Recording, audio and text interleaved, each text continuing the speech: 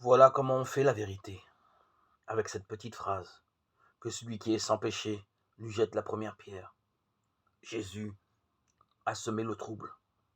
C'est la débandade des arroseurs arrosés. L'extraordinaire est que Jésus n'a pas jugé. Il a seulement mis à nu les reins et les cœurs.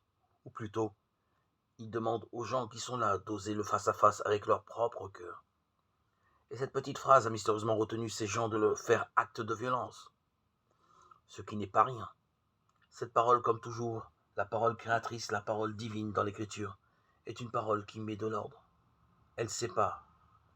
Elle sépare le sec de l'humide, le jour de la nuit. Tout le chant des 7 jours, au début de la Genèse, décrit l'action de Dieu comme un tri, comme un jugement, comme une mise en ordre. Elle sépare. Et ici, effectivement, cette parole sépare cette femme, l'accusée des accusateurs. Comme le jour et la nuit, la femme leur échappe complètement. Et puis, mystérieusement aussi, elle divise les accusateurs. Leur bloc a éclaté. La loi a éclaté en miséricordieuse vérité pour la femme et en cruelle vérité pour ses accusateurs.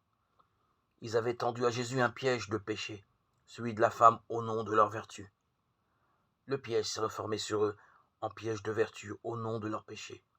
Encore que, s'en allant comme ça, ils reconnaissent implicitement qu'ils ne sont pas sans péché et que peut-être cet aveu implicite est déjà comme une chance possible de leur propre délivrance un jour.